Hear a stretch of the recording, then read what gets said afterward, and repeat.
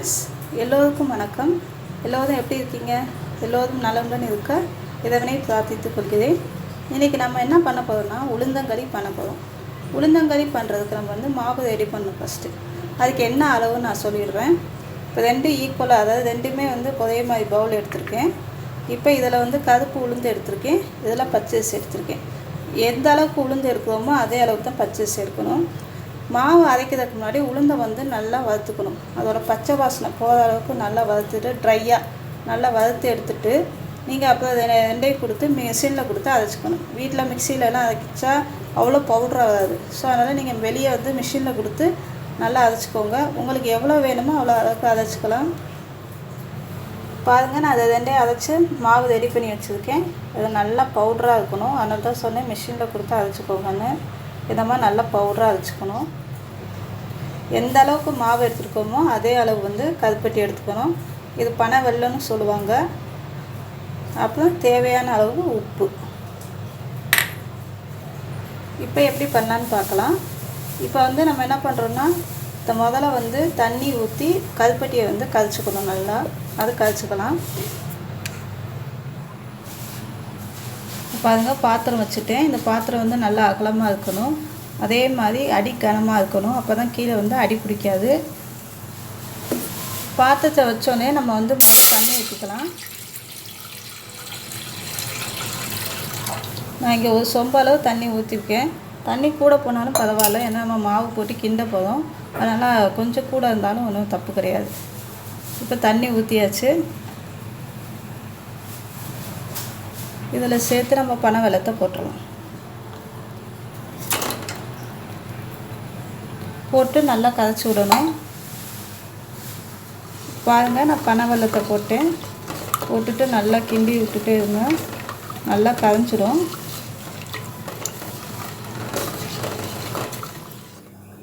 கருப்பட்டி எப்பயுமே இந்த மாதிரி ஃபில்ட்ரு வச்சு வடிகட்டிக்கோங்க. ஏன்னா அதில் நிறைய தூசி மண்ணெல்லாம் இருக்கும். அதனால் செய்கிறதுக்கு முன்னாடி இந்த மாதிரி தனியாக ஃபில்டரில் வடிகட்டி எடுத்து அப்போ தான் அதை யூஸ் பண்ணுங்கள். இப்போ பார்த்தீங்கன்னா இங்கே பார்த்தீங்களா, இல்லை எவ்வளோ மண் இருக்குது. இந்த அளவுக்கு மண் தூசிலாம் இருக்கும். அதனால தான் எப்போயுமே ஃபில்ட்ரு வச்சு வடிகட்டிட்டு நீங்கள் யூஸ் பண்ணணும். இப்போ ஒரு பவுல் எடுத்துருக்கேங்க. அதில் மாவு போட்டுக்கலாம். மாவு போட்டு என்ன பண்ணலான்னா தண்ணி ஊற்றி நல்லா கரைச்சிக்கலாம். ஏன்னா நீங்கள் இதை டைரெக்டாக கருப்பட்டி இதில் போட்டிங்கன்னா மாவு அப்படியே ஒன்றோட ஒன்று ஒட்டிக்கிட்டு அப்படியே கட்டி முட்டியமாக இருக்கும்.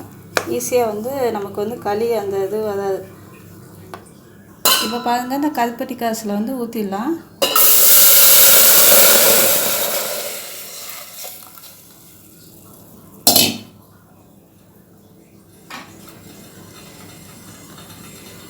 இப்போ ஊற்றிட்டு இப்போ என்ன பண்ணுறோன்னா இந்த மாவை கொஞ்சம் கொஞ்சமாக ஊற்றிடுங்க. ஊற்றி கிண்டிக்கலாம்.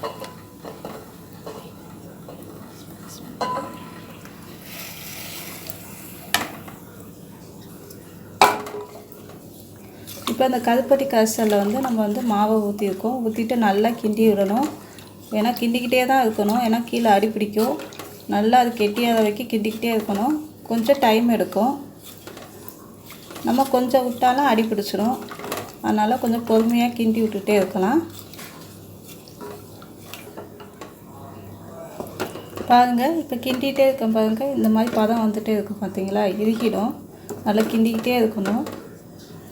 நான் எப்படி ஃபைனலாக எப்படி வருதுன்னு காட்டுறேன்.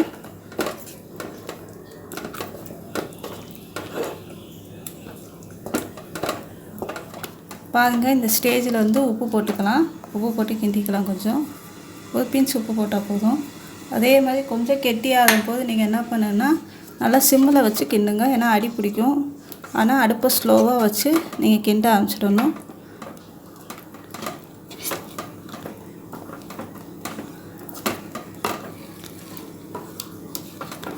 இப்படியே இறுகி வரும். பார்த்தீங்களா, இதுதான் அந்த களி பதம் வாங்க. நல்லா இறுகி வரும். இந்த மாதிரி இருக்கும்.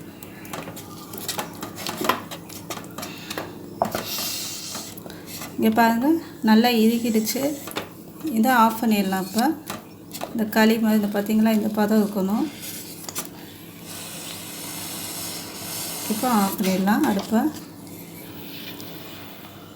பாருங்கள் கறி ரெடி ஆயிடுச்சு. இப்போ என்ன பண்ணுறீங்கன்னா இதில் கொஞ்சோண்டு இது பண்ணிவிட்டு இதில் வந்து நல்லெண்ணெய் இல்லாட்டி நெய் ரெண்டில் ஏதாவது ஒன்று உங்களுக்கு எது இஷ்டமோ அது ஊற்றிக்கலாம். இப்போ பாருங்கள் நான் நல்லெண்ணெய் ஊற்றுறேன். நல்லெண்ணெய் ஊற்றிருக்கேன். இப்போ நல்லெண்ணெய் தொட்டு நீங்கள் சாப்பிட்லாம். நல்லெண்ணெய் வேணாட்டி நெய் கூட ஊற்றி நீங்கள் இது தொட்டு சாப்பிட்லாம், நல்லாயிருக்கும். இது உடம்புக்கு ஆரோக்கியமானது, முக்கியமாக பெண் பிள்ளைகளுக்கு கொடுக்க வேண்டிய உணவு. அதனால் வந்து கண்டிப்பாக செஞ்சு பாருங்கள். மற்ற எல்லாருமே சாப்பிட்லாம். எலும்பு போனுக்கு வந்து ரொம்ப நல்லது. அதனால் அது கண்டிப்பாக செஞ்சு பாருங்கள்.